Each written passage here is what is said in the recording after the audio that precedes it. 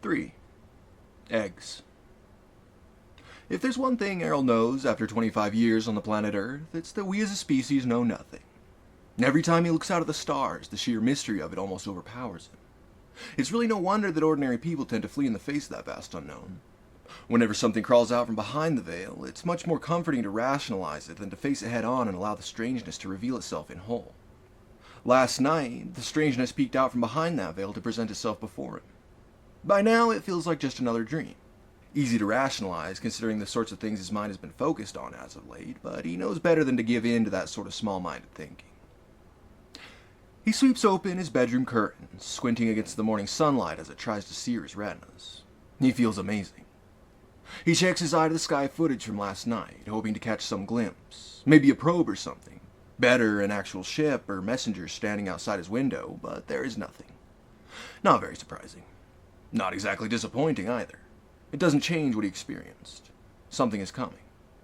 He doesn't know how much of that dream was real or how much of it was symbolic, whether projected into his brain from above or constructed from his own dormant psychic abilities, but his skull is practically vibrating from the revelations of it. There's some kind of connection he shares with these beings. Whether it's because of what he knows or because of who he is, the message is clear. He slides into the kitchen on his socks like an actor in a bad music video. Pat is already cooking eggs. He tussles her hair, and she growls like a feral cat. "Make me sunny side up?" he asks. She stares contemptuously at him and cracks an egg into the pan. Without taking her eyes off his face, she stabs the yolk with a spatula and swirls it around. Normally, he would retaliate. Things like this are how wars begin in what remains of the Ritter household, but today is different. He gives his little sister a kiss on the forehead. She gasps and drops the spatula. "What the hell was that, you perv?" Earl tussles her hair again. "Thanks for making me breakfast, Pat." She claws at his wrist with her acrylics before using them to rake the mess out of her hair. "Yeah, okay. I'm not making sunny side up, though." He shrugs and goes to sit on the counter by the sink with Patricia's back to him. She continues to cook the eggs, glancing over her shoulder every now and again like he might be plotting some kind of attack.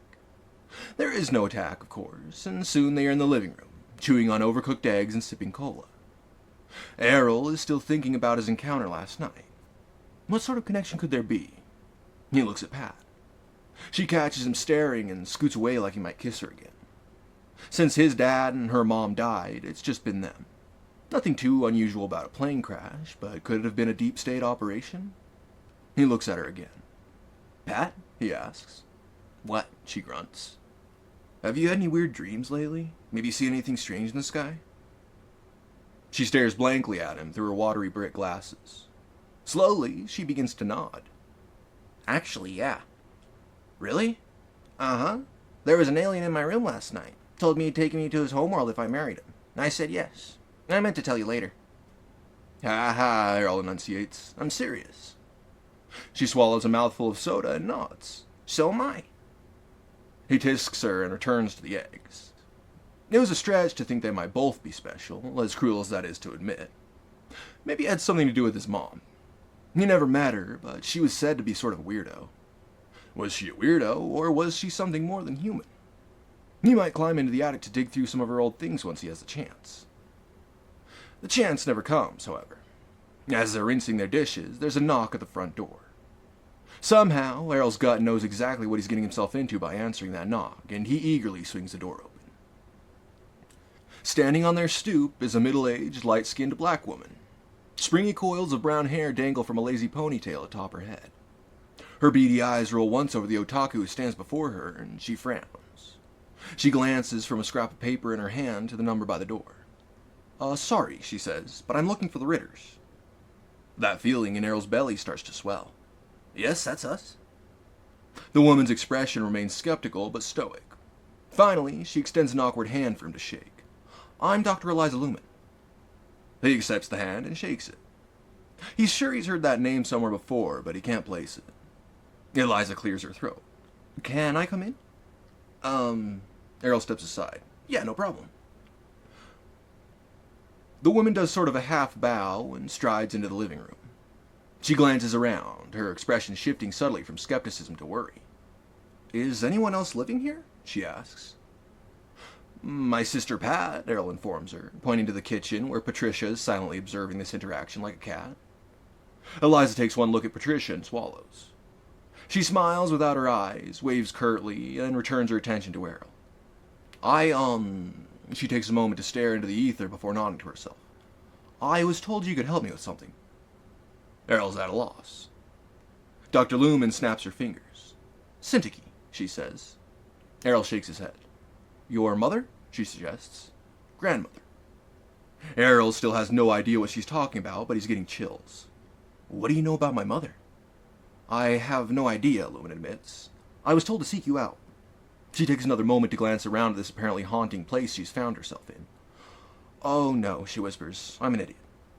What's going on? Errol insists. I have to go. Dr. Lumen moves towards the door, but Errol gets in her way.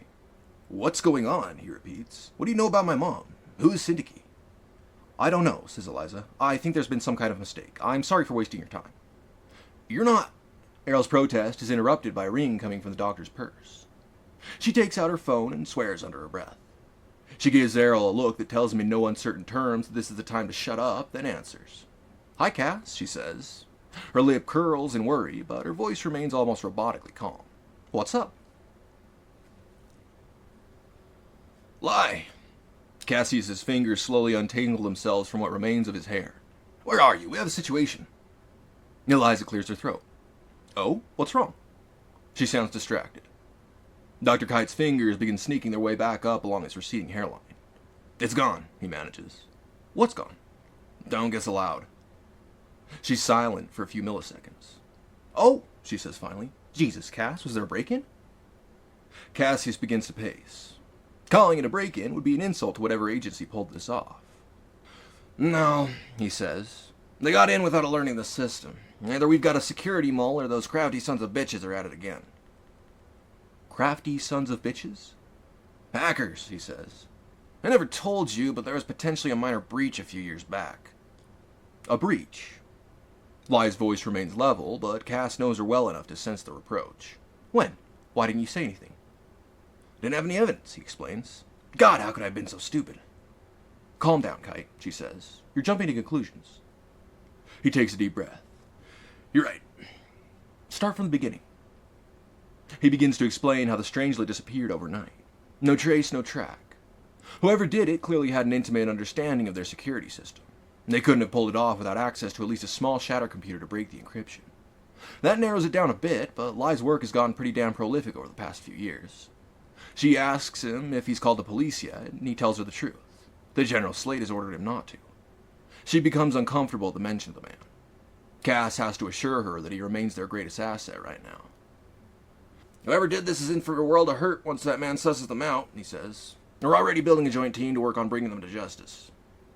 Her irritated demeanor does not falter. So why did you call me? Dr. Kai sighs and sits on his desk.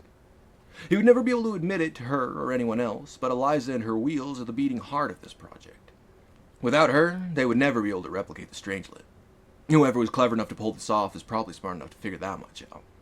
I want to make sure you're safe, he says. Oh. She stumbles over the sentiment. Well, thank you, Cassius, but I'll be fine. All the same, he says, I want to send someone to pick you up. I assume you're at home? She makes an annoyed sound high in her throat. No, I'm out running errands. Where at? Seriously, Cass, I'll be okay. I appreciate your confidence, but I think it's best for you to come into the lab. We could use your keen eye.